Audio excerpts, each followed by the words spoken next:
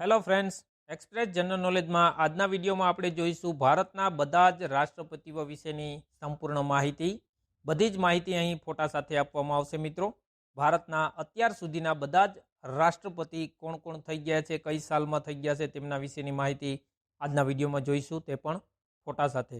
મિત્રો, વિડીયો વ્યવસ્થિત જોજો. આવનારી દરેક સ્પર્ધાત્મક પરીક્ષાઓ માટે 100% મોસ્ટ આઈએમપી પ્રશ્નો છે અને દરેક પરીક્ષામાં 100% પૂછાઈ શકે એવા રાષ્ટ્રપતિ વિશેના મોસ્ટ આઈએમપી પ્રશ્નો છે. વિડીયો વ્યવસ્થિત જોવો. લાસ્ટમાં તમારી ટેસ્ટ પણ લેવામાં આવશે અને ટેસ્ટ આપીને તમે તમારું નોલેજ ચકાસી શકો છો. તો જોઈએ વિડીયોમાં આગળ ભારતના બધા જ રાષ્ટ્રપતિઓ વિશેની માહિતી ફોટા સાથે.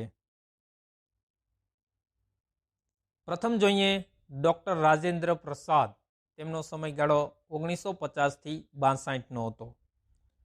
બિહારના ગાંધી તરીકે ઓળખાય છે રાજેન્દ્ર પ્રસાદ. સૌથી વધુ 12 વર્ષ રાષ્ટ્રપતિ રહ્યા હતા. ખાસ યાદ રાખવું મિત્રો, સૌથી વધુ વખત 12 વર્ષ સુધી રાષ્ટ્રપતિ પદ પર રહ્યા હતા રાજેન્દ્ર પ્રસાદ. 1962માં ભારત રત્ન એવોર્ડ તેમને મળ્યો હતો.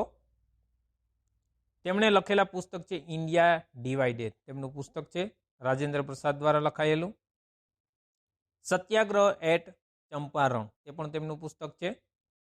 ત્યારબાદ છે ડોક્ટર સર્વપલ્લી રાધાકૃષ્ણન.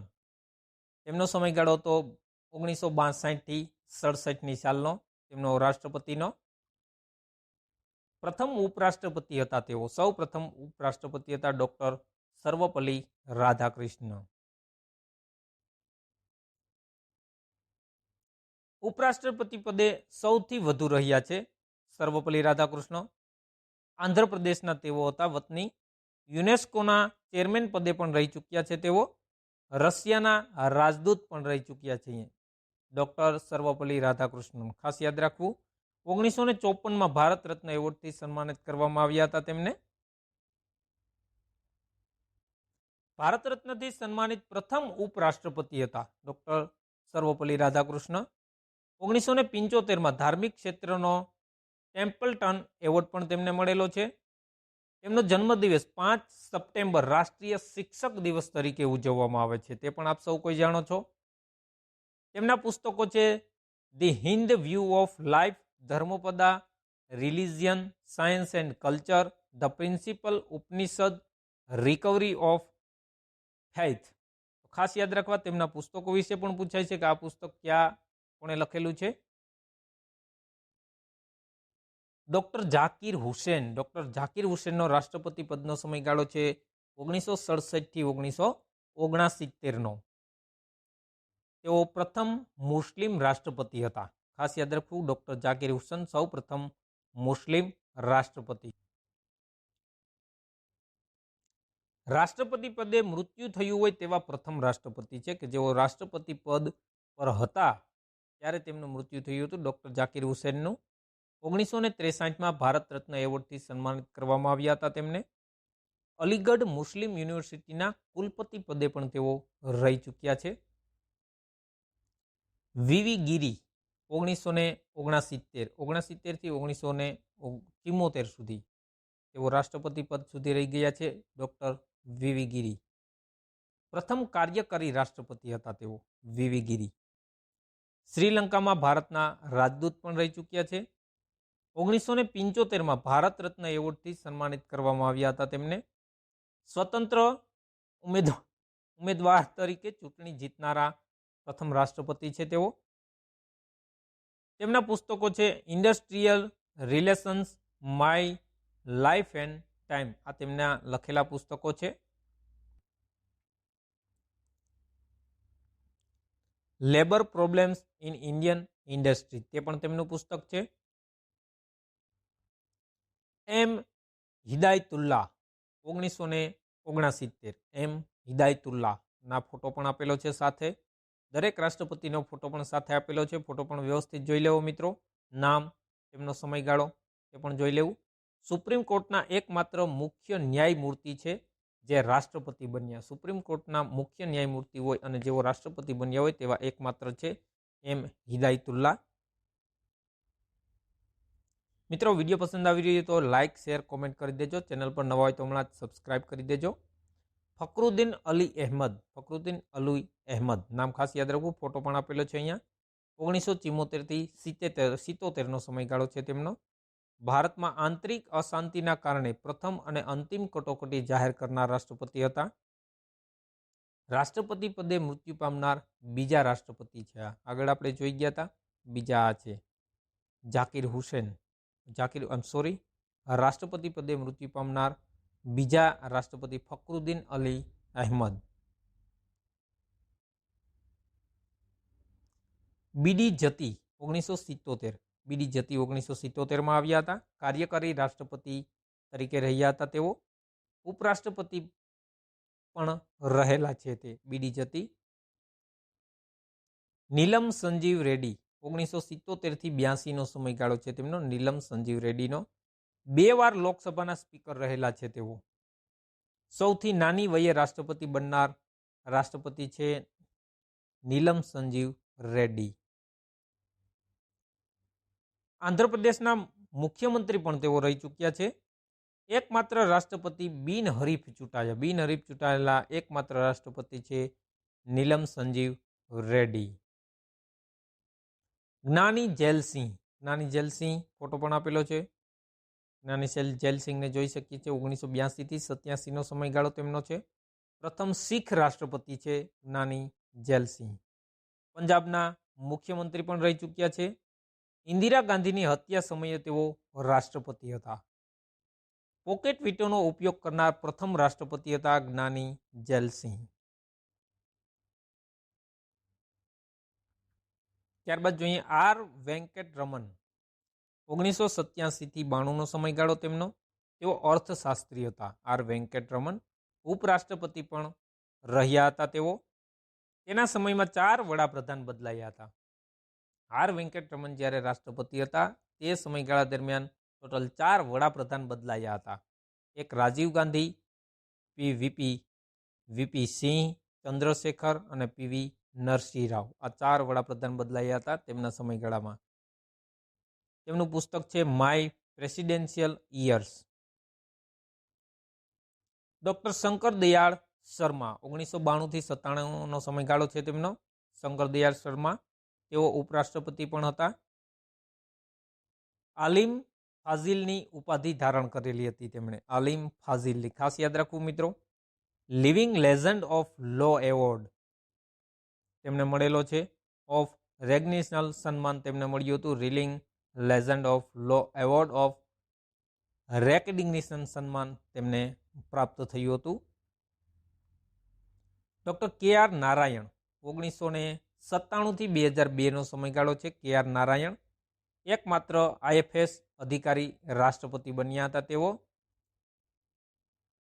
સૌથી વધુ મતોથી ચૂંટણી જીતનાર રાષ્ટ્રપતિ હતા ડોક્ટર કે આર નારાયણ. અનુસૂચિત જાતિના પ્રથમ રાષ્ટ્રપતિ હતા તેઓ. ડોક્ટર એપીજે અબ્દુલ કલામ આ મિસાઇલ મેન તરીકે ઓળખાય છે. આપ સૌ કોઈ જાણો છો તેમને. એપીજે અબ્દુલ કલામ 2002 થી 7નો સમયગાળામાં તેઓ રાષ્ટ્રપતિ પદે હતા. ઓળખશે મિસાઇલ મેન તરીકે તેઓ ઓળખાય છે. તેમનો જન્મ રામેશ્વર તામિલનાડુમાં થયો હતો. અવસાન ક્યાં થયું? શિલોંગ મેઘાલયમાં તેમનું અવસાન થયું હતું. પ્રથમ વૈજ્ઞાનિક અને અવિવાહિત હતા તેઓએ લગ્ન ન કર્યા હતા, અવિવાહિત હતા અને ભારતના પ્રથમ વૈજ્ઞાનિક હતા. 1997માં ભારત રત્ન એવોર્ડથી તેમને સન્માનિત કરવામાં આવ્યા હતા. પીપલ્સ પ્રેસિડેન્ટ તરીકે પણ ઓળખાતા હતા તેઓ.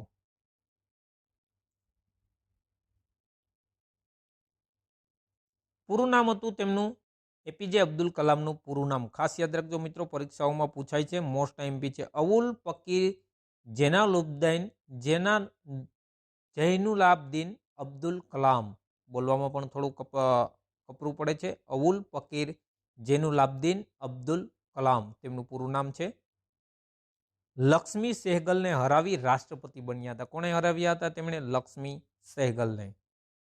તેમના પુસ્તકો જોઈએ તો wings of fire, India 2020, a vision for the new millennium, ignited minds, inspiring thoughts, indomitable spirit, turning point a journey through challenges, આ તેમના પુસ્તકો હતા એટલા બધા. પ્રતિભા દેવીસિંહ પાટીલ, પ્રતિભા દેવીસિંહ પાટીલ વિશે જોઈએ. તેઓ 2007 થી 2012 સુધી રહી ચૂક્યા છે ભારત દેશના રાષ્ટ્રપતિ. સૌ પ્રથમ મહિલા રાષ્ટ્રપતિ છે પ્રતિભા દેવીસિંહ પાટીલ. સૌ પ્રથમ મહિલા રાષ્ટ્રપતિ. રાજસ્થાનના રાજ્યપાલ પદે પણ રહી ચૂક્યા છે તેઓ. રાજસ્થાનના જે રાજ્યપાલ હતા તે પ્રથમ મહિલા રાજ્યપાલ બનનાર છે તેઓ, અને દેશના પ્રથમ મહિલા રાષ્ટ્રપતિ પણ તેઓ બનેલા છે. એવા પ્રથમ રાષ્ટ્રપતિ બન્યા જેણે ઉપરાષ્ટ્રપતિ ભૈરવસિંહ શેખાવતને હરાવ્યા હોય. પ્રથમ રાષ્ટ્રપતિ બન્યા છે જેઓ કે તેણે ઉપરાષ્ટ્રપતિ ભૈરવસિંહ શેખાવતને હરાવ્યા હોય તેવા પ્રથમ રાષ્ટ્રપતિ હતા પ્રતિભા દેવીસિંહ પાટીલ. પ્રણવ મુખર્જી, પ્રણવ મુખર્જી 2012 થી 2017 સુધી રહ્યા હતા. ભારતના 13મા રાષ્ટ્રપતિ બન્યા હતા તેઓ. ખાસ યાદ રાખવું કેટલામાં? 13મા રાષ્ટ્રપતિ હતા. કેન્દ્રમાં નાણાં મંત્રી પણ હતા તેઓ. વિદેશ મંત્રી અને સંરક્ષણ મંત્રી પણ હતા તેઓ. ઇન્દિરા ગાંધી અને રાજીવ ગાંધી સરકારમાં મંત્રી હતા તેઓ. રામનાથ કોવિંદ 2017 થી 2022 સુધી રહી ચૂક્યા છે રામનાથ કોવિંદ રાષ્ટ્રપતિ પદ પર. જન્મ તેમનો થયો હતો ઉત્તર પ્રદેશમાં. ભારતના 14મા રાષ્ટ્રપતિ હતા તેઓ. 2015 થી 17 બિહારના રાજ્યપાલ હતા. 2015 થી 17 અને 17 થી 22 સુધી ભારતના રાષ્ટ્રપતિ હતા તેઓ. દ્રૌપદી મુર્મુ 2022 થી વર્તમાન હાલમાં આપણા જે રાષ્ટ્રપતિ છે દ્રૌપદી મુર્મુ, તેમના વિશે જોઈએ. દ્રૌપદી મુર્મુ ભારતના 15મા રાષ્ટ્રપતિ બન્યા છે હાલમાં તેઓ. દ્રૌપદી મુર્મુનો જન્મ 20 જૂન 1958ના રોજ ઓડિશાના મયુરભંજ જિલ્લાના ઉપરબેટા ગામમાં સંથાલી આદિવાસી પરિવારમાં થયો હતો. કયા પરિવારમાં? આદિવાસી પરિવારમાં થયો હતો દ્રૌપદી મુર્મુનો જન્મ. તે ઝારખંડના પૂર્વ રાજ્યપાલ રહી ચૂક્યા છે. વર્ષ 2007માં તેમને ઓડિશા વિધાનસભા દ્વારા શ્રેષ્ઠ ધારાસભ્ય માટે નીલકંઠ પુરસ્કાર એનાયત કરવામાં આવ્યો હતો. શ્રેષ્ઠ ધારાસભ્ય તરીકે નીલકંઠ પુરસ્કાર એનાયત થયેલો છે દ્રૌપદી મુર્મુને.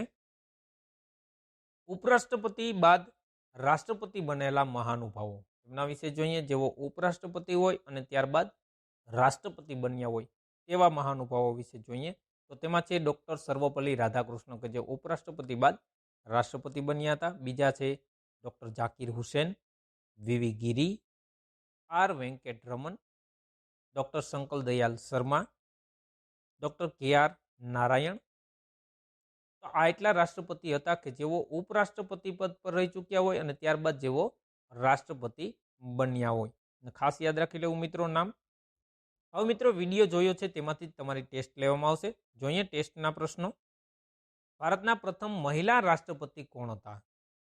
ભારતના 15મા રાષ્ટ્રપતિ કોણ બન્યા? સૌથી નાની વયે કોણ રાષ્ટ્રપતિ બન્યું હતું? બિહારના ગાંધી તરીકે કોણ ઓળખાય છે? અને 5મો પ્રશ્ન છે એપીજે અબ્દુલ કલામનું પૂરું નામ જણાવો. મિત્રો ટેસ્ટમાં 5 પ્રશ્નો છે. 5 પ્રશ્નો વિડીયો વ્યવસ્થિત જોઈ અને તમામ પ્રશ્નોનો જવાબ તમારે કોમેન્ટ બોક્સમાં આપવાનો રહેશે. ટેસ્ટ દેવાથી મિત્રો તમને ખ્યાલ આવે છે કે વિડીયો જોયો દરમિયાન તમને કેટલું યાદ રહ્યું છે. તો મિત્રો આ હતા ભારતના બધા જ રાષ્ટ્રપતિ વિશેની માહિતી, તે પણ ફોટા સાથે હતી. મિત્રો વિડીયો પસંદ આવ્યો હોય તો લાઇક, શેર, કોમેન્ટ કરી દેજો. ચેનલ સબસ્ક્રાઇબ કરવાની બાકી હોય તો હમણાં જ સબસ્ક્રાઇબ કરી બાજુમાં આપેલ બેલ આઇકન પ્રેસ કરો, જેથી કરીને આવી જ નવી નવી માહિતી તમને મળતી રહે. Thank you for watching my video.